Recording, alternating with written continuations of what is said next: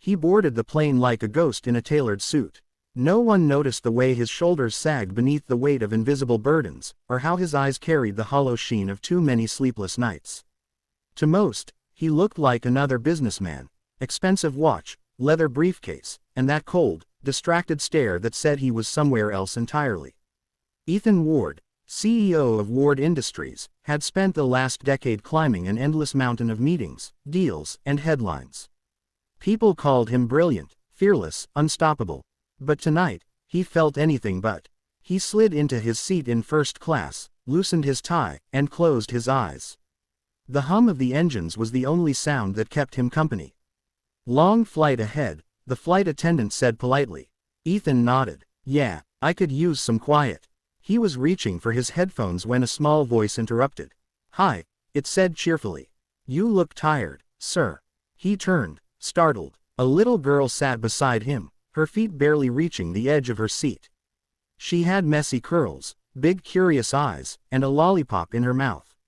In her lap sat a teddy bear wearing a tiny scarf.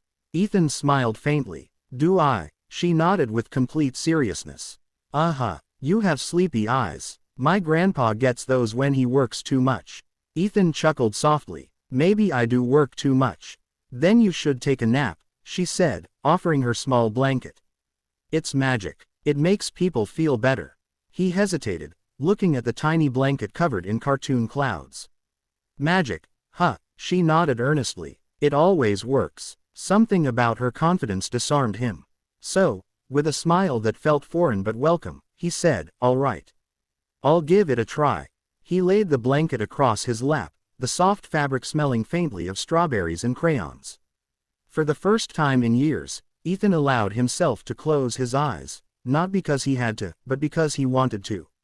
He dreamed, not of boardrooms or contracts, but of simpler days, his father teaching him how to ride a bike, his mother humming while cooking, the smell of rain after summer storms.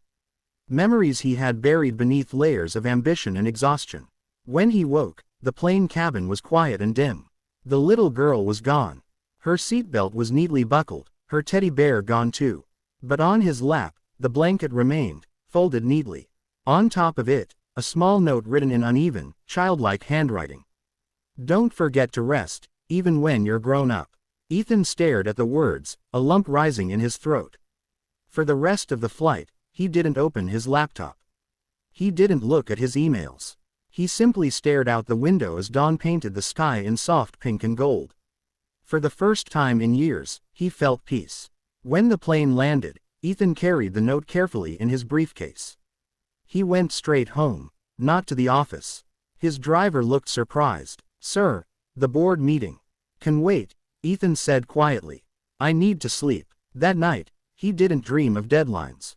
He dreamed of sunlight, laughter, and a little girl offering him a magic blanket. The next morning, he woke to sunlight spilling through the blinds. He made coffee, slowly, for once. The apartment felt different, less like a showroom and more like a home. He found the note again on his nightstand, its childish handwriting smiling back at him. "Don't forget to rest." Something inside him shifted. Over the next few weeks, Ethan began to change things, small at first. He stopped answering emails after midnight. He started leaving the office before the streetlights came on. He took walks without his phone. Then came the bigger decisions. Ward Industries, long known for its no days off culture, introduced something unheard of in corporate circles. Rest days. Unused vacation days were banned. Employees were required to take them. Work from home Fridays became standard. And for every project milestone, teams received mental health bonuses instead of cash incentives. Reporters called it radical. Critics called it naive. But within 6 months, the company's productivity soared. Employees smiled more, turnover dropped, and Ethan began to see something he hadn't in years: people who actually loved their work. When asked during an interview what had sparked the change, Ethan smiled and said only, "A stranger reminded me that even grown-ups need to rest." The interviewer laughed, assuming it was a metaphor. Ethan didn't correct him. A year later, Ward Industries sponsored a new program for children of working parents, funding creative spaces and after-school art workshops. Ethan named it the Magic Blanket Project. At the launch event, he stood before a room filled with kids, parents, and teachers. Behind him, a banner hung across the stage. "Don't forget to rest, even when you're grown up." Reporters asked where the phrase came from.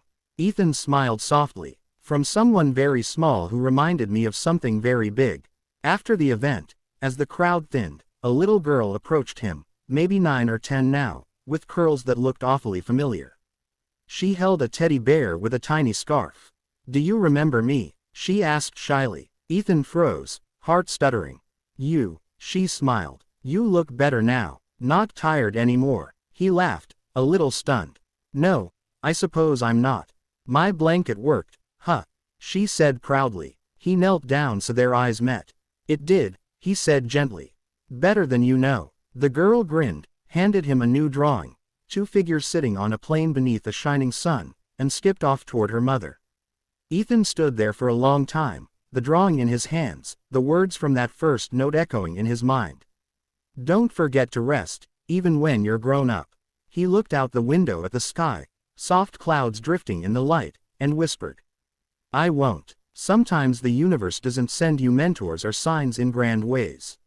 Sometimes, it sends you a little girl on a plane, with a crayon, a blanket, and a truth you'd forgotten how to believe. Even grown-ups need to rest.